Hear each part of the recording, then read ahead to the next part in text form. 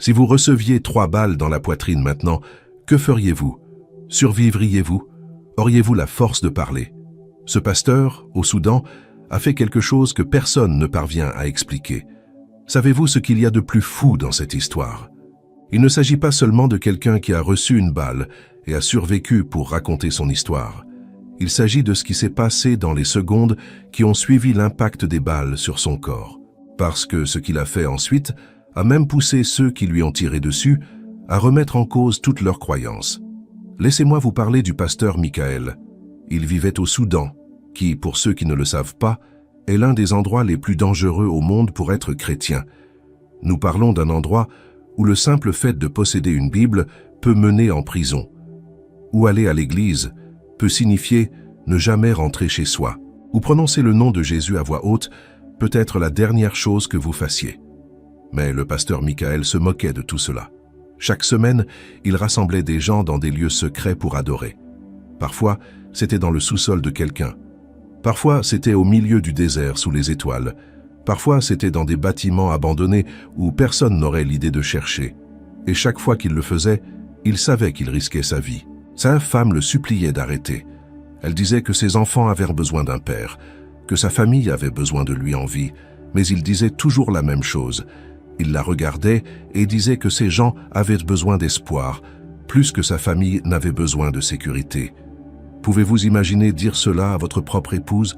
Pouvez-vous imaginer choisir des inconnus plutôt que la sécurité de vos propres enfants? Voici ce qui rend tout cela encore plus intense. Le pasteur Michael n'était pas fou. Il savait exactement ce qui pourrait lui arriver. Il avait des amis qui avaient disparu au milieu de la nuit et qu'on n'avait jamais revus. Il connaissait des pasteurs qui avaient été battus si brutalement qu'ils avaient mis des mois à remarcher. Il avait assisté aux enterrements de personnes tuées simplement pour avoir prié, mais quelque chose en lui l'empêchait de s'arrêter. C'était comme si un feu brûlait dans sa poitrine et s'intensifiait à chaque tentative pour l'éteindre. Chaque menace le rendait plus audacieux, chaque avertissement le rendait plus déterminé. Chaque arrestation ne faisait que le convaincre davantage qu'il faisait exactement ce qu'il devait faire. Les autorités étaient au courant pour lui, bien sûr qu'elles l'étaient. On ne peut pas rassembler des dizaines de personnes chaque semaine et croire que personne ne le remarquera. Ils le surveillaient depuis des mois. Ils avaient des informateurs qui assistaient aux réunions secrètes et rapportaient tout ce qui était dit. Ils connaissaient les lieux, les horaires, le nom de tous ceux qui venaient. Alors, pourquoi ne l'ont-ils pas arrêté plus tôt? Parce qu'ils voulaient faire de lui un exemple.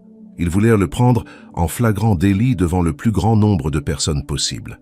Ils voulaient créer un moment si terrifiant que tous les autres chrétiens de la région seraient trop effrayés pour se réunir à nouveau. Et c'est exactement ce qu'ils ont fait. C'était un jeudi soir.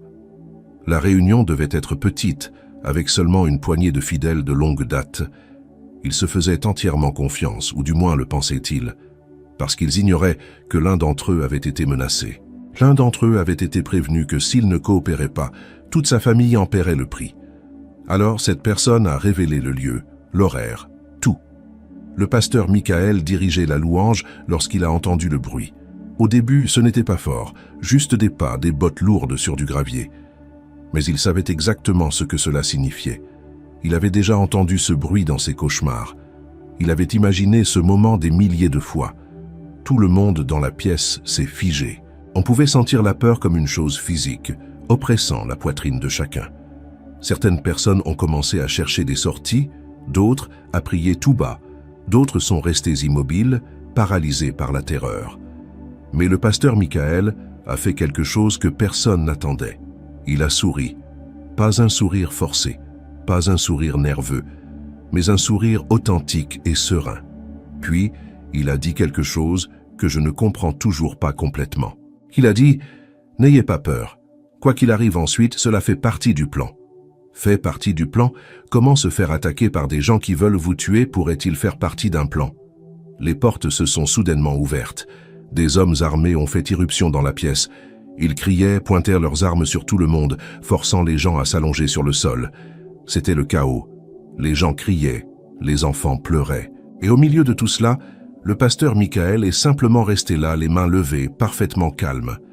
Le chef du groupe s'est dirigé droit vers lui. C'était un homme réputé pour être absolument impitoyable. On disait qu'il avait tué des chrétiens de ses propres mains. On disait qu'il y prenait plaisir. Et maintenant, il était face au pasteur Michael, si près qu'il pouvait sentir leur souffle mutuel. Il a posé une question au pasteur Michael. « Renies-tu ta foi ?» Réfléchissez-y une seconde. Tout ce que le pasteur Michael avait à faire était de dire un mot, un seul mot. Et tout cela aurait pu s'arrêter. Il aurait pu dire oui, et peut-être qu'il l'aurait laissé partir. Peut-être qu'ils auraient laissé tout le monde partir. Peut-être qu'il aurait pu rentrer chez lui, retrouver sa femme et ses enfants, et ne plus jamais s'inquiéter. Mais savez-vous ce qu'il a dit? Il a dit « Je ne renierai jamais Jésus-Christ, ni aujourd'hui, ni jamais, pour aucune raison. » La pièce est tombée dans un silence complet. Même les hommes armés ont cessé de bouger, car tout le monde savait ce qui allait se passer. Tout le monde savait qu'il n'y avait pas de retour en arrière possible après ces mots. Le chef a fait un pas en arrière, a dégainé son arme et sans dire un mot de plus, sans donner au pasteur Michael la moindre chance de changer d'avis, il a tiré. La première balle a touché le pasteur Michael à la poitrine. L'impact l'a projeté en arrière, mais il n'est pas tombé. Il a chancelé mais a réussi d'une manière ou d'une autre à rester debout. Les gens dans la pièce ont crié plus fort. Certains ont tenté d'avancer, mais ont été retenus par les autres hommes armés. Le chef a tiré à nouveau. La seconde balle l'a touché presque au même endroit. Cette fois, le pasteur Michael est tombé à genoux. Le sang trempait déjà sa chemise. Il luttait pour respirer. Son visage avait pâli. Tous ceux qui se trouvaient dans cette pièce ont cru le voir mourir. Mais alors, quelque chose d'imprévu s'est produit. Le pasteur Michael a levé les yeux, a regardé droit dans les yeux l'homme qui venait de lui tirer dessus 2 fois et s'est mis à parler. Sa voix était faible et tremblante, mais on entendait chaque mot distinctement. Il a dit « Père, pardonne-leur. Ils ne savent pas ce qu'ils font. » Pouvez-vous imaginer? L'homme qui vient de vous tirer 2 balles dans la poitrine est juste là. Et au lieu de le maudire, au lieu d'implorer pour votre vie, au lieu de demander pourquoi, vous demandez à Dieu de lui pardonner. L'expression du chef a changé. Pendant un instant, on a pu voir quelque chose briller dans ses yeux. Peut-être de la confusion, peut-être du doute, peut-être la première fois de sa vie qu'il se sentait coupable de ses actes. Mais quoi que ce soit, cela l'a mis en colère, car il a levé son arme une fois de plus et a tiré une 3e fois. La 3e balle a de nouveau frappé le pasteur Michael en pleine poitrine. Cette fois, il s'est effondré complètement. Il était allongé sur le sol dans une flaque de son propre sang. Ses yeux étaient fermés. Il ne bougeait plus. Tout le monde était certain qu'il était mort. Les hommes armés ont commencé à reculer, pensant probablement que leur travail était terminé. Mais alors, les yeux du pasteur Michael se sont ouverts. Lentement, incroyablement lentement, il a commencé à bouger. Il a posé une main sur le sol, puis l'autre, et d'une manière impossible, il a commencé à se relever. Tous ceux qui se trouvaient dans la pièce étaient sous le choc. Les hommes armés reculaient, comme s'ils avaient vu un fantôme. Les gens qui priaient regardaient, bouche bée. Le pasteur Michael s'est mis à genoux, puis en s'aidant du mur, il s'est levé. Il saignait de 3 blessures par balle. Il aurait dû être mort. Tout expert médical dirait qu'il est impossible de survivre à cela sans une chirurgie d'urgence immédiate. Mais il était là, debout, respirant et regardant autour de la pièce tous ceux qui le fixaient. Et puis, il a fait la chose la plus incroyable, il s'est mis à chanter. Sa voix était faible et rauque, presque un murmure, mais tout le monde pouvait l'entendre. Il chantait un chant de louange, un chant sur la puissance et la protection de Dieu, un chant sur une foi inébranlable. Peu importe ce qui arrive. Un par un, les autres personnes dans la pièce ont commencé à se joindre à lui. D'abord quelques voix, puis de plus en plus. Puis tous ceux qui n'étaient pas armés chantaient. Ils chantaient en faisant face à un homme qui venait de recevoir 3 balles et qui, d'une manière ou d'une autre, était toujours debout. Ils chantaient tandis que des hommes armés les entouraient.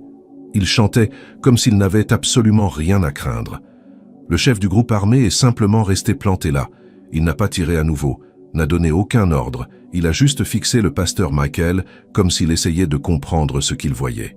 Parce que ce qu'il voyait n'avait aucun sens. Cela défiait tout ce qu'il pensait savoir sur le fonctionnement du monde. Après ce qui a semblé être une éternité, il a finalement parlé. Il a ordonné à ses hommes de reculer. Il leur a ordonné de partir. Puis il a regardé le pasteur Michael une dernière fois et a dit quelque chose que personne n'attendait. Il a dit « Ton Dieu doit être réel ». Puis les hommes armés sont partis. Ils sont simplement partis comme si rien ne s'était passé. Pouvez-vous le croire? Ils sont arrivés prêts à tuer tout le monde, ont tiré 3 fois sur un homme, puis sont partis parce qu'ils ne pouvaient pas expliquer ce qu'ils voyaient. Mais voici quelque chose dont personne ne parle. Ce qui s'est passé après leur départ était aussi insensé que ce qui s'était passé pendant l'attaque. Le pasteur Michael était toujours là, saignant, chantant, et les gens autour ne savaient pas quoi faire. Devait-il l'emmener d'urgence à l'hôpital, appeler une ambulance ou simplement rester là à chanter, car ils assistaient à quelque chose qui semblait tout droit sorti de la Bible. L'un des hommes du groupe était médecin, pas un médecin d'un hôpital renommé, mais quelqu'un ayant une formation médicale et de l'expérience dans le traitement des blessés. Il a couru vers le pasteur Michael et a tenté de l'examiner. Il cherchait les blessures par balle, essayait d'évaluer la gravité des dégâts, essayait de calculer si le pasteur Michael avait des minutes ou des heures avant de mourir d'une hémorragie. Mais quand il a soulevé la chemise du pasteur Michael, il s'est figé. Tous ceux autour qui pouvaient voir ce qu'il regardait se sont aussi figés, parce que les blessures étaient là. On pouvait voir où les balles étaient entrées. Il y avait 3 marques distinctes sur sa poitrine, mais elles ne saignaient plus. Pas comme elles auraient dû. C'était comme si le saignement s'était tout simplement arrêté de lui-même. Le médecin a continué son examen. Il palpait les côtes à la recherche de fractures, vérifiait les signes d'hémorragie interne, cherchait tout signe indiquant que le pasteur Michael était sur le point de s'évanouir. Mais la respiration du pasteur Michael devenait plus forte, pas plus faible. Les couleurs revenaient sur son visage. Il se tenait plus droit. Le médecin a regardé les autres et a dit quelque chose qui a de nouveau fait taire la pièce. Il a dit « Cela n'a aucun sens. Ces blessures auraient dû le tuer sur le coup. Même si ce n'était pas le cas, il devrait être en train de mourir à l'instant. Mais ses signes vitaux se stabilisent. Je ne comprends pas ce que je vois. » Une des femmes du groupe s'est mise à pleurer.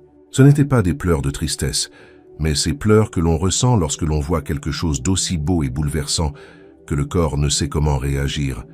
Elle est tombée à genoux et s'est mise à remercier Dieu à plusieurs reprises. Et puis, autre chose s'est produite. La personne qui les avait trahis, celle qui avait révélé le lieu aux autorités, s'est soudainement levée. Tout le monde s'est tourné vers elle. Il y a eu un moment où l'on pouvait sentir la tension dans l'air, car tout le monde rassemblait les pièces du puzzle. Tout le monde réalisait qui avait causé tout cela. Cette personne tremblait. Des larmes coulaient sur son visage. Elle a regardé le pasteur Michael et a dit « Je suis désolé, je suis vraiment désolé. Ils ont menacé ma famille. Ils ont dit qu'ils tueraient mes enfants. Si je ne disais pas où vous vous réunissiez, je ne savais pas quoi faire. Je pensais que si je coopérais, peut-être qu'ils vous arrêteraient simplement et que ce serait tout. Je n'avais jamais imaginé qu'ils tenteraient de vous tuer. » La pièce était silencieuse. Tous attendèrent de voir ce que le pasteur Michael allait dire, car cette personne venait de causer sa prise pour cible et ses blessures. Sa trahison lui avait presque coûté la vie, et maintenant elle était là, implorant son pardon. Le pasteur Michael a marché jusqu'à elle. Il tenait encore sa poitrine, ressentant clairement encore la douleur. Mais malgré cela, il a marché jusqu'à elle et l'a prise dans ses bras. Il a vraiment étreint la personne qui l'avait trahi.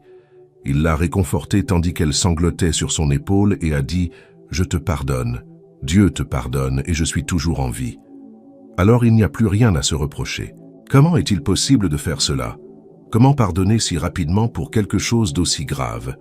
La plupart des gens gardent rancune pendant des années pour des choses bien moindres. Quelqu'un vous coupe la route et vous êtes en colère pour le reste de la journée. Quelqu'un vous dit quelque chose de méchant et vous y pensez pendant des semaines. Mais cet homme a pardonné une véritable trahison qui a conduit à ce qu'il se fasse tirer dessus quelques minutes seulement après les faits. Le groupe est finalement resté dans ce bâtiment pendant des heures.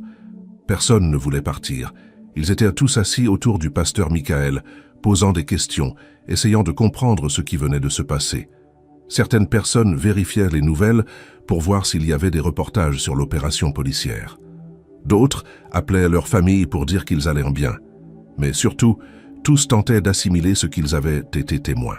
Le pasteur Michael leur a raconté quelque chose pendant ces heures que je trouve très important. Il a dit que lorsque la première balle l'a touché, il a ressenti une douleur comme on s'y attendait, une douleur aiguë, intense, insupportable.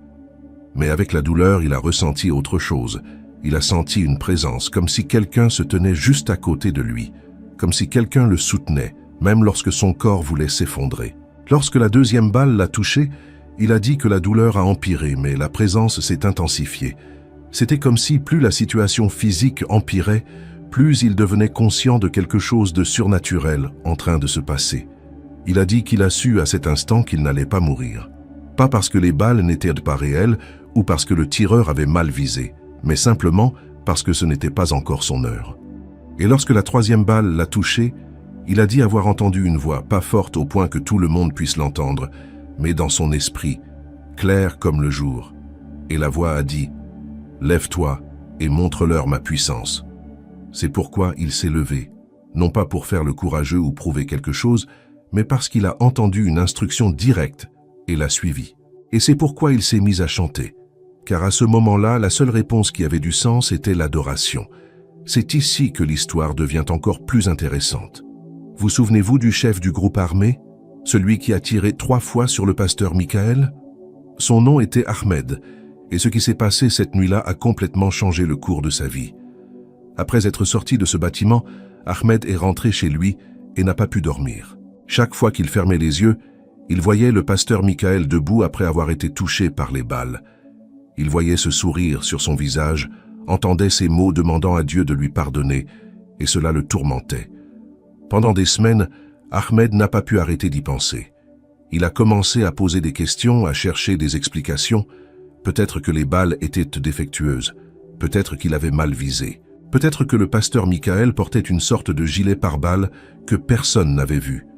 Il a élaboré toutes les explications rationnelles possibles qu'il pouvait imaginer, mais aucune n'avait de sens. Il savait que son arme fonctionnait parfaitement, il savait où il avait visé. Il savait que rien de ce que portait le pasteur Michael n'aurait pu arrêter ses balles. Alors en quoi devait-il croire? Ahmed a commencé à faire des rêves. Dans ses rêves, il voyait le pasteur Michael debout devant lui, toujours en train de saigner, toujours souriant. Et dans les rêves, le pasteur Michael disait toujours la même chose. « Dieu t'aime. Même après tout ce que tu as fait, Dieu t'aime toujours. » Cela a profondément bouleversé l'esprit d'Ahmed. Toute sa vie, on lui avait enseigné que les chrétiens étaient l'ennemi, qu'ils corrompaient la société, que les éliminer était une bonne action. Il justifiait chaque acte terrible qu'il avait commis en se disant que c'était pour une cause plus grande. Mais maintenant, il remettait tout en question.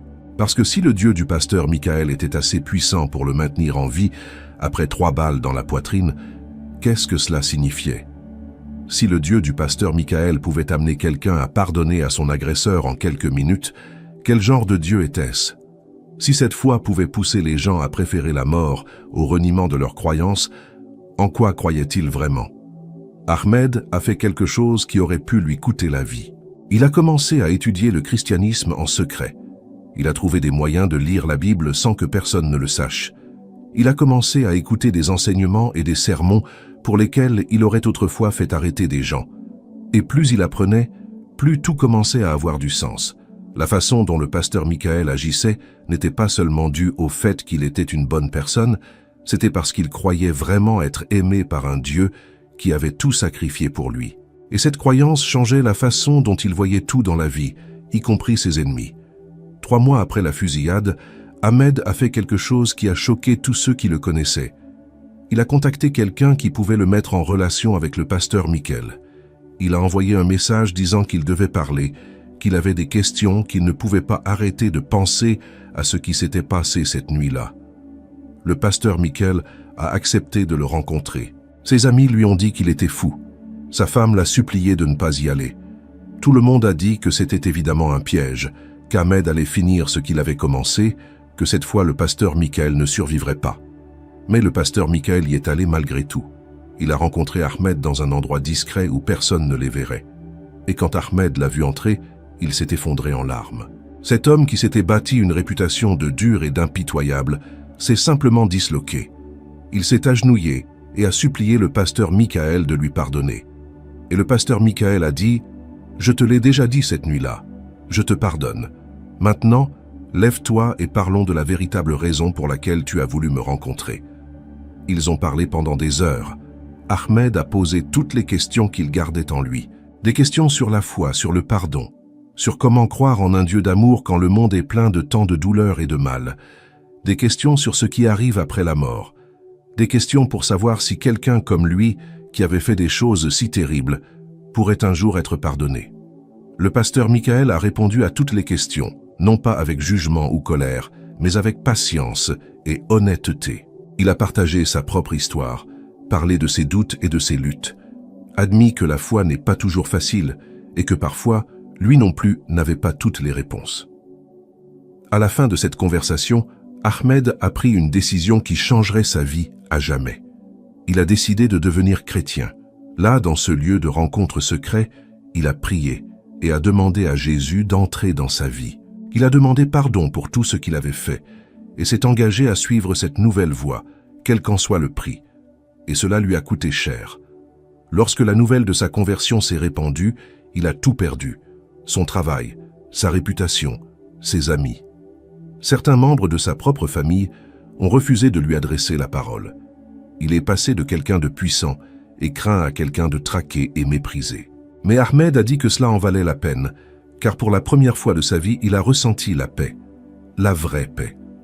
Pas celle qui vient du pouvoir, du contrôle ou de faire peur aux gens, mais celle qui vient de savoir que l'on est pardonné et aimé, peu importe ce que l'on a fait. Le pasteur Michael et Ahmed sont devenus des amis proches. Ils ont commencé à travailler ensemble pour aider d'autres personnes qui voulaient laisser leur ancienne vie derrière elles et trouver la foi.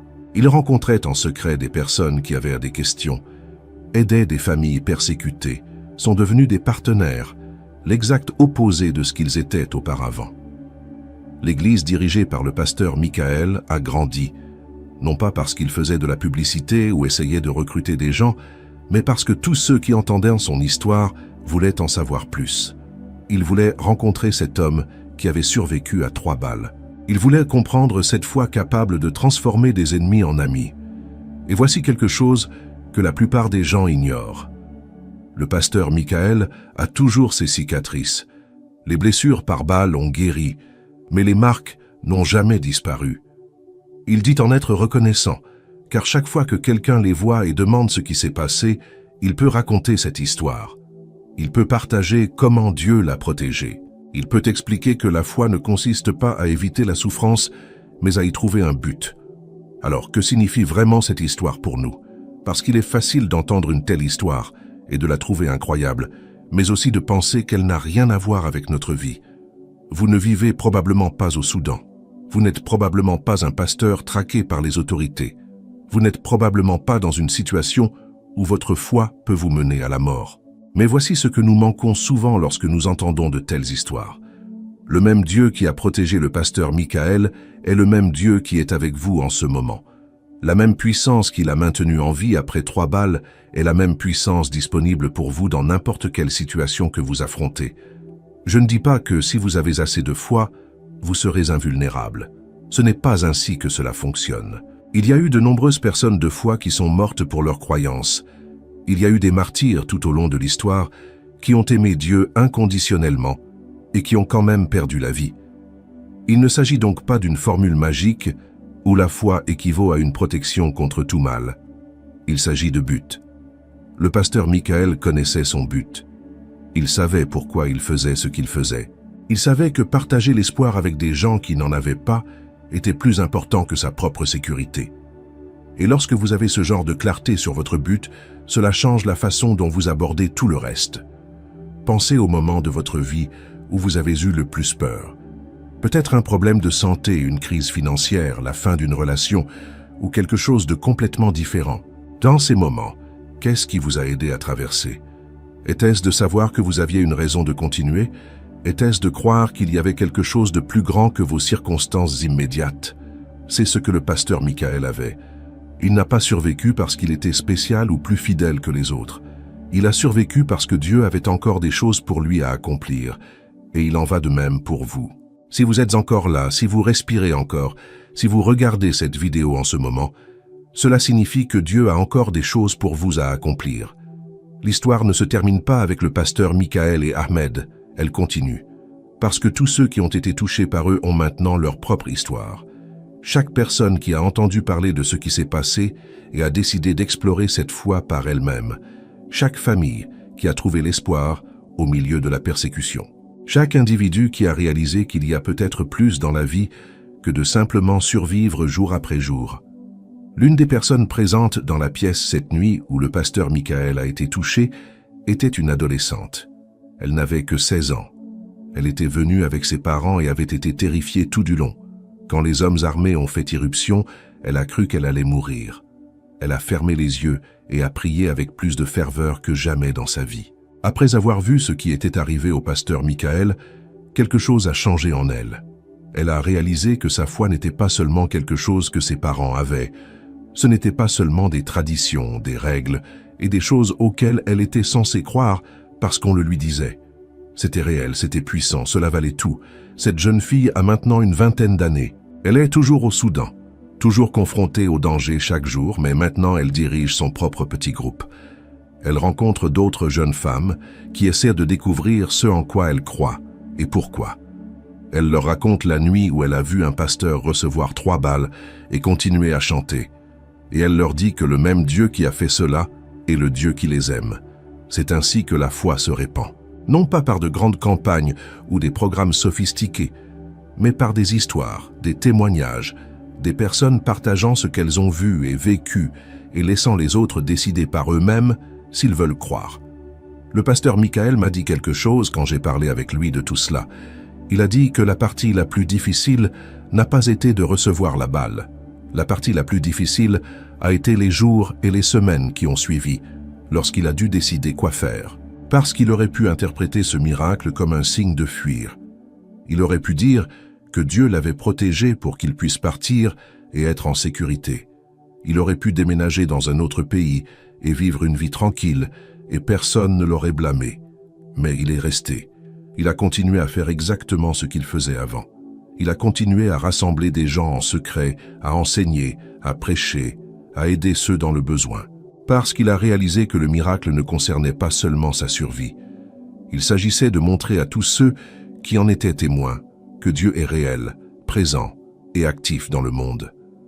Et c'est le défi pour nous tous. Lorsque nous voyons Dieu agir dans nos vies, lorsque nous vivons quelque chose d'inexplicable, lorsque nous sommes témoins d'un miracle, d'une bénédiction ou d'une prière exaucée, que faisons-nous?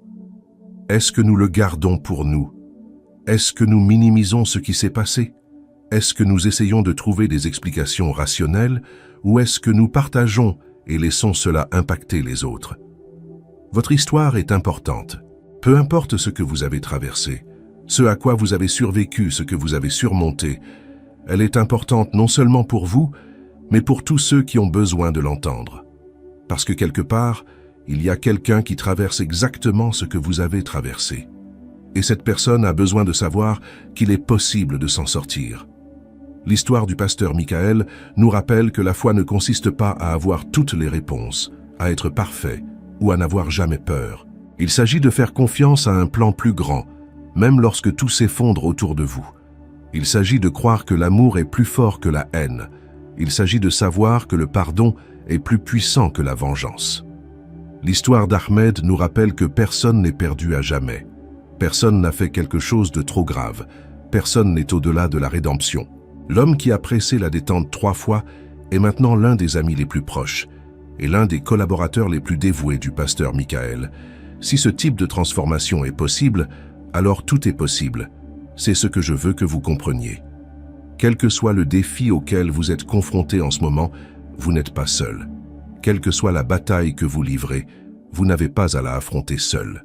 Quelle que soit la peur qui vous empêche d'avancer, vous avez accès au même courage qui a poussé le pasteur Michael à se lever et à chanter après avoir reçu 3 balles. Vos circonstances peuvent être différentes, vos défis peuvent ne rien avoir à voir avec les siens. Mais le même Dieu qui était avec lui dans cette pièce est avec vous maintenant, et cela change tout.